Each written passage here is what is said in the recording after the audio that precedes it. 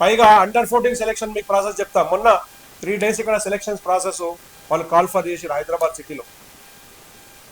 Entire fight against Hyderabad Cricket Association is that they are concentrated and confined to part of Hyderabad city, part of Secunderabad and part of Hyderabad only.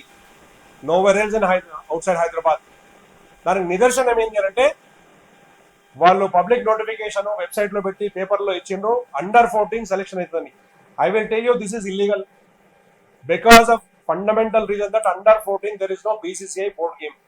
Hyderabad state cricket Hyderabad city team ను state team కింద చెప్పుకుంటూ fake చేసుకుంటా తెలంగాణ వ్యాప్తంగా ఉన్న జిల్లా పిల్లల్ని హైదరాబాద్కి call చేసి వచ్చే వాళ్ళు ఎంతమంది వస్తారో అంచనా ఉండదు, దీనికి కంట్రోల్ ఉండదు, వచ్చిన వాడు ఏ ఊరో తెలియదు.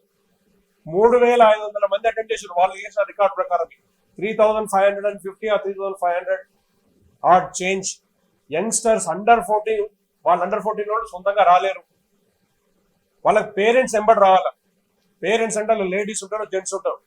వచ్చిన వాళ్ళకి బాత్రూమ్ ఫెసిలిటీ ఉండదు, ఇక్కడ వాళ్ళకి షెల్టర్ ఉండదు, వాళ్ళకి గైడ్ చేసే వాళ్ళు ఉండరు.